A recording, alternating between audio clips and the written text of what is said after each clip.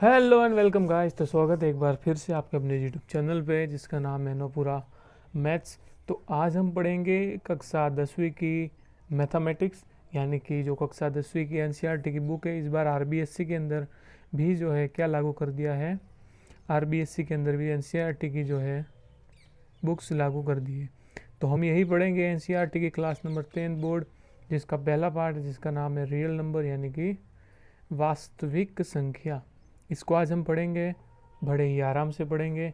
और अगर आप पहली बार हमारे इस चैनल पे आए हो जिसका नाम है NOPPU नोपुरा मैथ्स, तो प्लीज़ इसे कर दीजिए सब्सक्राइब और जुड़िए हमारे साथ में, क्योंकि हम इसी तरीके से पढ़ाई से रिलेटेड वीडियो बनाते हैं जो कि आपके बोर्ड एग्ज़ाम में काफ़ी हेल्प करेगी, बहुत ही आसान और सरल भाषा में। तो देखिए, संख्या, तो संख्याएं कितने प्रकार की होती है? दो, वास्तविक संख्या और अवास्तविक संख्या। वास्तविक संख्या की बात करें तो हमें क्या पढ़ना है? वास्तविक संख्या। अब अवास्तविक संख्या का मतलब वैसे पढ़ना तो है नहीं, लेकिन एक अगर आप इच्छुक हो इसे पढ़ने के लिए, तो जब 11वीं क्लास में आप आओगे तब आप साइंस मैथ लोगे। क्या? साइंस मैथ के अंदर यूनिट 4 या चौथा या पाँचवा यूनिट है, उसके अंदर आप इसके बारे में पढ़ोगे, अवास्तविक संख्या के बारे में, जिसे कहते हैं इमेजरी नंबर, यानी कि काल्पनिक संख्या भी इन्हें कहते हैं। लेकिन हमें तो इस बार इसे पढ़ना है नहीं कि बोर्ड में एग्जाम आने वाला, बोर्ड में यहाँ से क्वेश्चन एक भी नहीं आएगा। तो हमें क्या पढ़ना है? वास्तविक संख्या। वास्तविक संख्या यानी कि इंग्लिश में इसे कहते हैं रियल नंबर, जिसे कि हम डिटेल से पढ़ेंगे। अब वास्तविक संख्या बहुत प्रकार की होती है, कौन कौन सी होती है, तो चलिए डिस्कस करते हैं। तो देखिए, वास्तविक संख्याओं के अंदर क्या क्या आता है? पूर्णांक संख्या आती है, पूर्ण संख्या आती है, प्राकृतिक संख्या आती है, परिमेय भी आती है और अपरिमेय भी आती है। ये सारा मिलके क्या बनता है? वास्तविक संख्या। तो चलो एक एक की हम डिटेल जान लेते हैं कि पूर्णांक किसे कहते हैं। आपने 8th स्टैंडर्ड या 9th स्टैंडर्ड में पढ़ाई होगा, अगर नहीं पढ़ा है तो देखिए, पूर्णांक का मतलब होता है, इसे इंग्लिश में कहते हैं इंटीजर। क्या कहते हैं? इंटीजर, यानी कि ऐसी संख्या जो माइनस अनंत से स्टार्ट होकर कहाँ तक जाती हो? प्लस अनंत तक। इसे इंग्लिश में कहते हैं इनफाइनाइट, यानी कि the number will be start from minus infinite and goes two plus infinite, यानी कि माइनस अनंत से स्टार्ट होके प्लस अनंत तक जाती है, उसे हम क्या कहते हैं? पूर्णांक। अब पूर्ण संख्या, पूर्ण संख्या का मतलब होता है होल नंबर, ठीक है, इसे इंटीजर कहते हैं। इसे पूर्ण संख्या, यानी कि इसको W से नोट करते हैं और इसे I से। पूर्ण संख्या, पूर्ण का मतलब होता है जो 0 से स्टार्ट होगी और कहाँ तक जाएगी? प्लस अनंत तक, यानी कि वो नंबर जो 0 से स्टार्ट होता है और कहाँ तक जाता है? प्लस इनफाइनाइट तक जाता है, उसे कहते हैं पूर्ण संख्या। इंग्लिश में कहेंगे इसे होल नंबर। अब है प्राकृतिक संख्या, यानी कि नेचुरल नंबर, जिसे n से डिनोट किया जाता है। वो नंबर जो 1 से स्टार्ट होता है और कहाँ तक जाता है? प्लस अनंत तक, तो उसे हम कहेंगे प्राकृतिक संख्या। अब देखिए, परिमेय संख्या, यानी कि ऐसी संख्या जिसे हम कैसे लिख सकते हैं? P बटा Q के रूप में लिखा जाता है, जहाँ पर Q का मान क्या नहीं होना चाहिए? 0। और P और Q क्या है? एक पूर्णांक है। पूर्णांक का मतलब क्या हो गया?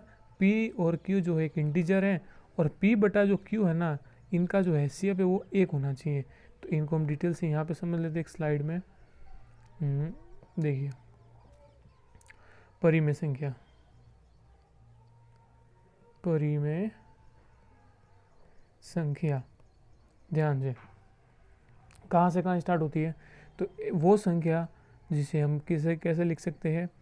P बटा Q के रूप में लिखते हैं, जहाँ पर Q का मान क्या नहीं होना चाहिए? Q not equal to B 0, यानी कि जो हर होता है ना वो कभी 0 नहीं होना चाहिए। यानी कि हर को इंग्लिश में कहते हैं न्यूमरेटर, और इसे कहते हैं इसे कहते हैं न्यूमरेटर और इसे कहते हैं डिनोमिनेटर। यानी कि डिनोमिनेटर यानी कि हर कभी भी 0 नहीं होना चाहिए। P और Q क्या होना चाहिए? एक पूर्णांक होने चाहिए, ठीक है, आप नोट्स बनाते हुए चलना। और P और Q का जो हैसियत है ना वो हमेशा कितना होना चाहिए? 1। अगर हैसियत 1 है तो वो कहलाएगी परिमेय संख्या। तो फिर से ऐसे संख्या जैसे हम P बटा Q के रूप में लिखते हैं, Q नॉट इक्वल टू 0 हो, P और Q पूर्णांक हो, और P अपॉन में Q जो है उसका हैसियत कितना होना चाहिए? 1। अब Q नॉट इक्वल टू 0 का मतलब क्या हो गया? जैसे कि मैंने एक संख्या लिख दी 3/5, अब देखो इनका HCF कितना है, 1 है। HCF का मतलब होता है हाईएस्ट कॉमन फैक्टर, इंग्लिश में कहते हैं इसे मसफ। क्या कहते हैं, मसफ, यानी कि महत्तम समापवर्तक। अब HCF 1 का मतलब क्या हो गया कि न तो 3 का भाग 5 में जाता है, न 5 का भाग 3 में जाता है, लेकिन एक ऐसी संख्या जिनका भाग इनमें जाता है, किसका, 1 का, 3 में भी जाता है और 5 में भी जाता है। तो इनका HCF कितना है, 1। ये कैसी है, परिमेय संख्या। अब क्यों क्या नहीं होना चाहिए 0, जैसे कि मैंने लिख दिया 3/0, तो ये परिमेय संख्या नहीं होगी, क्योंकि हर के अंदर क्या आ गया, 0, और जब भी हर के अंदर 0 आता है तो वो परिमेय संख्या नहीं कहलाती है। लेकिन अगर अंश में 0 आ जाए तो हम उसे परिमेय संख्या कह सकते हैं। ठीक है, तो 2 बातें सीख ली हमने। HCF एक क्या होता है। अब एक और संख्या लेते हैं, जैसे कि मैंने 6/9 लिखा। अब इनका HCF 1 नहीं आ रहा है। क्यों नहीं आ रहा है, क्योंकि देखो कि 3, जैसे कि 3 के पार्ट से ये भी कट रहा है और ये भी कट रहा है, आपस में कट रहे हैं एक संख्या से। 3 से ये कटा 2 बार, 3 से कट रहा है 3 बार। अब देखो आपस में रिलेशन कुछ नहीं इन दोनों का, आपस में नहीं कट रहे, ये कट रहे थे। अब इनका HCF कितना आ गया, 1। तो ये थोड़ी बेसिक डिटेल थी जो मैंने आपको बता दी। अब चलते हैं आगे, क्योंकि हम पढ़ने वाले वो ही है। अब देखिए कि हम जो पढ़ेंगे वो है यूक्लिड विभाजन प्रमेय। ठीक है, कौन सी है, सॉरी यूक्लिड, यह है आपकी यूक्लिड विभाजन प्रमेय। इसको जो है हमें सॉल्व करना है। वैसे इससे पहले आपको मैं कुछ एक एग्जांपल लेते हैं ताकि आपको आसानी से समझ में आ जाए। जैसे कि मैंने ले लिया, अच्छा यूक्लिड विभाजन से हमें सॉल्व करने कोई भी संख्या को यहाँ पे करते हैं। जैसे कि मैंने एक नंबर ले लिया, जैसे रैंडमली मैंने नंबर लिया 15, ठीक है, और ठीक है, और 2, वो 15 का मुझे क्या निकालना है, HCF। कौन सी विधि से, यूक्लिड, ठीक है, मैं क्वेश्चन में लिख देता हूँ, देखना आराम से, कि 2 और 15 का हमें चाहिए HCF, यानी कि हाईएस्ट कॉमन फैक्टर। किस मेथड से चाहिए, तो यूक्लिड विभाजन द्वारा। ठीक है, ये हमारा क्वेश्चन है। देखिए सॉल्व करते ही इसे, 2 और 15 थे। सबसे पहले ये देखो कि 2 और 15 में बड़ा कौन है, तो जाहिर सी बात है 15 बड़ा है और 2 क्या है, छोटा। इससे कहते हैं अपने, ये इस तरफ का जो निशान होता है ना, इसे कहते हैं ग्रेटर देन, और अगर इस तरह से निशान आ जाए तो उसे कहते हैं लेस देन। ठीक है, क्या हो गया, लेस देन, और ये हो गया ग्रेटर देन। अब इनका मतलब समझो, बहुत ही आसान भाषा में कहें तो जिस तरफ मुंह खुला होगा वो संख्या क्या होगी, बड़ी, और जिस तरफ मुंह बंद है वो संख्या क्या है, छोटी। तो ये है अपना ग्रेटर देन और ये वाला है लेस देन, तो याद रखिए। अब 15 बड़ा है, 2 छोटा है, सिंपल सा मुझे क्या देना है, इनमें भाग। तो देखिए 15 का जब मैंने भाग दिया 2 में,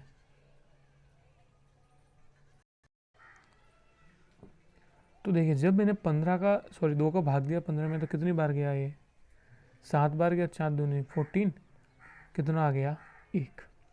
देखो ये होता है डिवाइजर, इसे इंग्लिश में क्या कहते हैं, डिवाइजर। इसे कहते हैं डिविडेंड।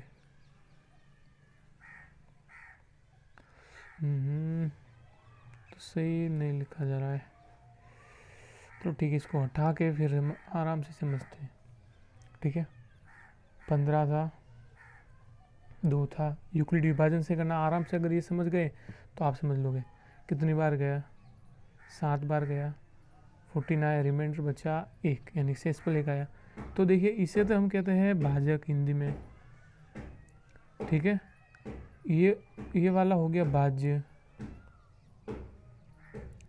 इसे कहते हैं भागफल। ओके, ये क्या हो गया, भाजक। और जो ऊपर आया, कुछ लोग इसको यहाँ पर भी लिख सकते हैं, तो कंफ्यूज में होना। ओके, तो ये हो गया अपना भागफल, ये हो गया अपना शेषफल। अब देखना, इंग्लिश में इसे कहते हैं भाजक को क्या कहते हैं, डिवाइजर। फुल स्पेलिंग नहीं लिख लूँगा, लिखी नहीं जाएगा, लेकिन समझ लेना, इंग्लिश में इसे कहते हैं डिवाइजर, और डिवाइजर हो गया। अच्छा हाँ, और इसे तो भाजक को तो कहेंगे डिवाइजर, और ये भाज्य है।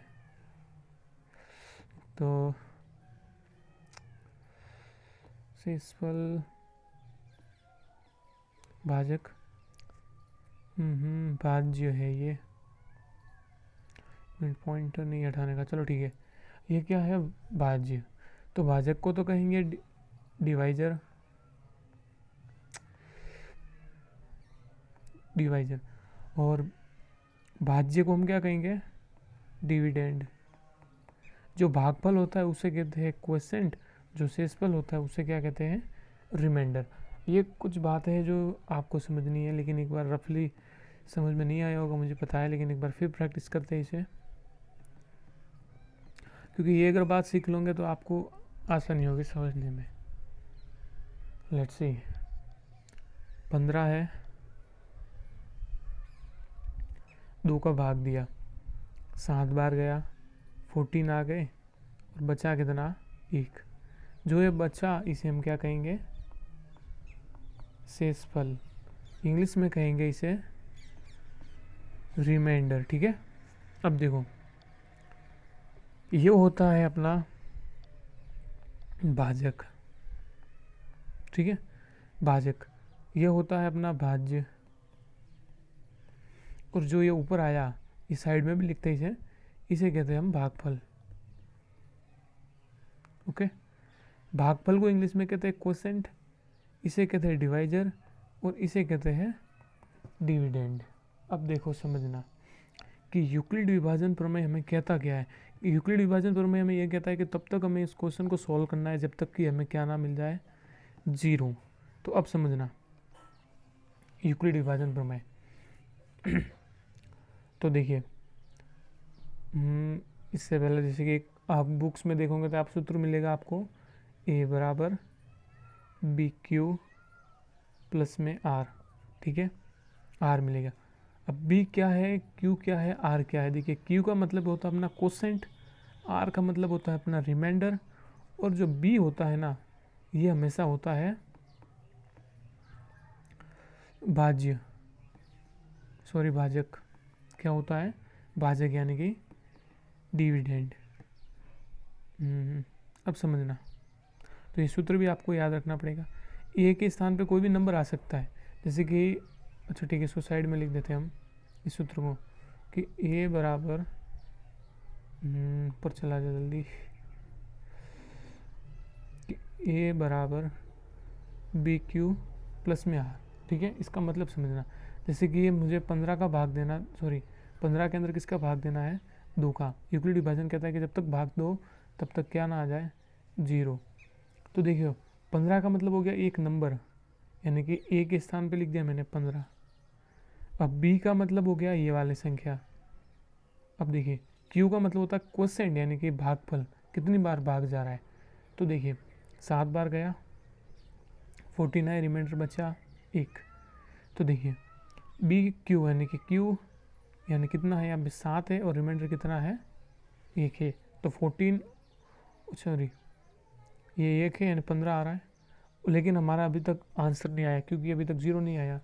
तो अब फिर क्या करेंगे हम, अब 2 को लेंगे हम, ये क्या है अपना भाजक, और ये है अपना रिमाइंडर। तो इस बार 2 आया आगे, और 1 का भाग दिया मैंने किसके अंदर, 2 में।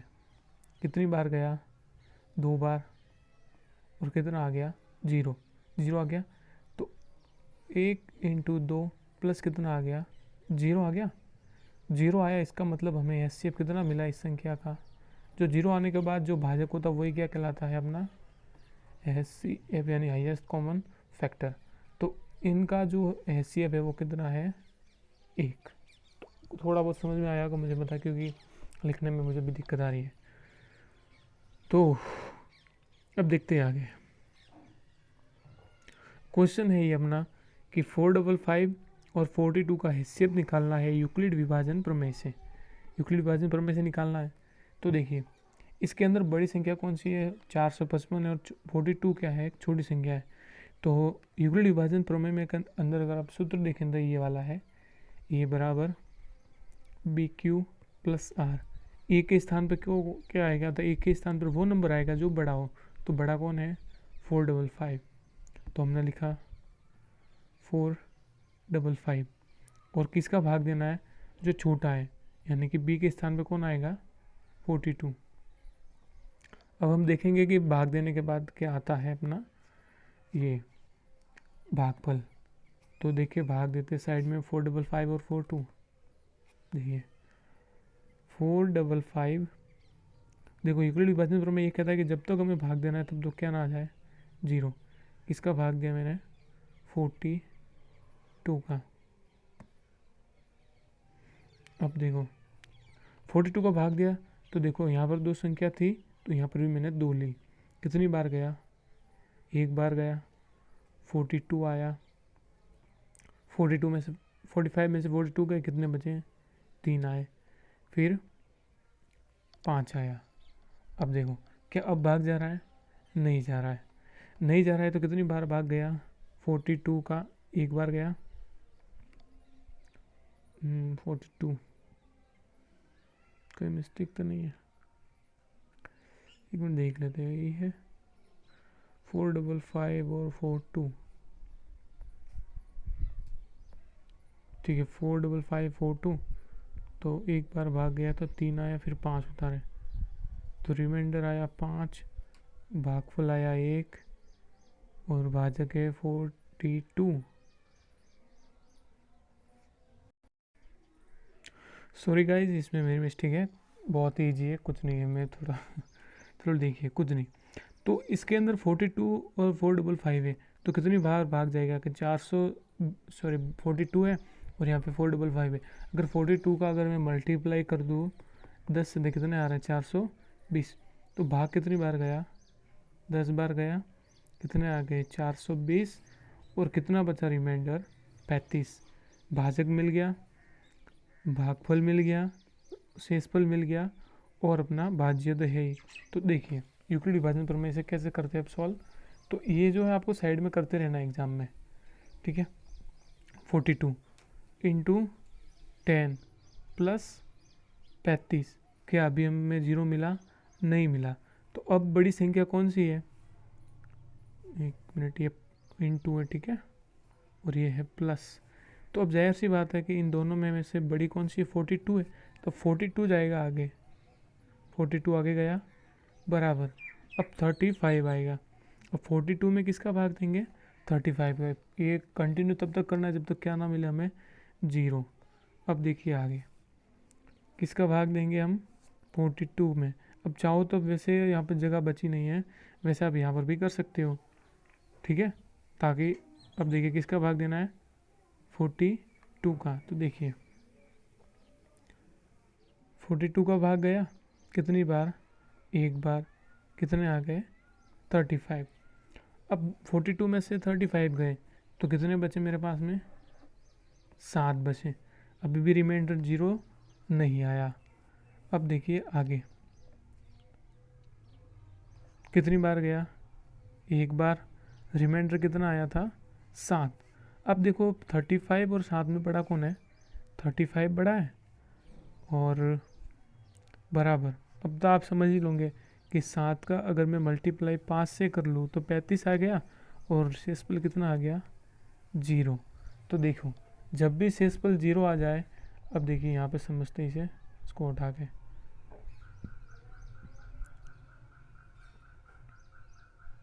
अब देखो कि शेषफल क्या आ गया, 0 आ गया।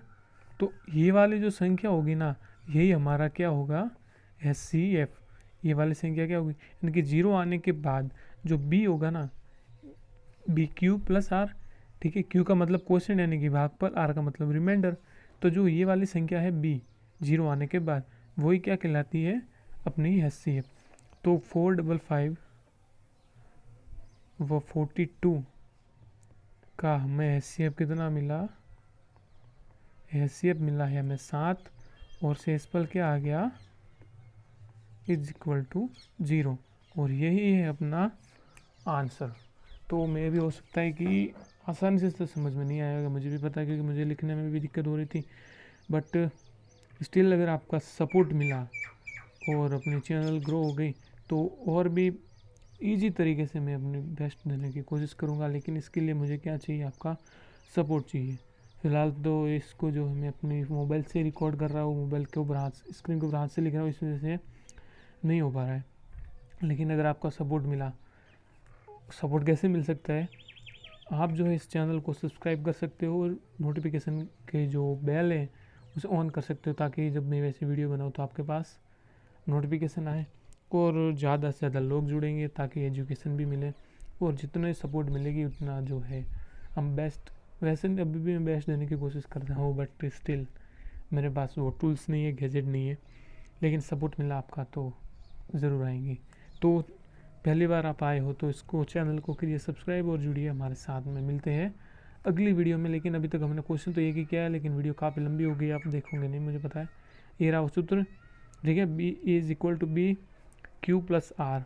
और एक बात बताना भूल गया था मैं, कि जो रिमाइंडर होगा ना वो हमेशा 0 से तो बड़ा होगा और बराबर भी हो सकता है, ठीक है। इसका मतलब क्या होता है, बड़ा और बराबर, ठीक है। लेस देन लिखा और इसके ऊपर एक इस तरीके से डंडा खींच दिया, तो बड़ा भी है और बराबर भी है कौन, रिमाइंडर। अब देखिए बी का मतलब जैसे कि भाजक, जैसे कि मैंने बता ही देते, चलो लंबी होनी हो तो हो जाए वीडियो। देखिए येलो या रेड, चलो रेड के ऊपर देखते कि जैसे कि बी का मतलब समझ लेना कि, एक मिनट इसको समझ लेता हूँ, ठीक है। इसको समझना आप कि मान लो कि मैंने 15 के अंदर किसका भाग दिया, 2 का, कितनी बार गया, 7 बार, 14 आ गया 1। तो अब देखना कि जो रिमाइंडर होगा, ये रिमाइंडर का मतलब शेषफल, वो किससे बड़ा होगा, वो 0 भी हो सकता है और 0 से बड़ा भी हो सकता है। लेकिन जो रिमाइंडर होगा ना, वो यहाँ पे जो संख्या होती है ना भाजक के अध्याय से, उससे बड़ा नहीं होगा। कि तो आप देख सकते हो 2 बड़ा है 1 छोटा है। हमेशा जो यहाँ पे जो संख्या होगी ना और यहाँ पे जो संख्या होगी यानी कि रिमाइंडर हमेशा छोटा होगा। इससे इसका मतलब ये है। तो एंड करते हैं यहीं पे अपनी वीडियो को।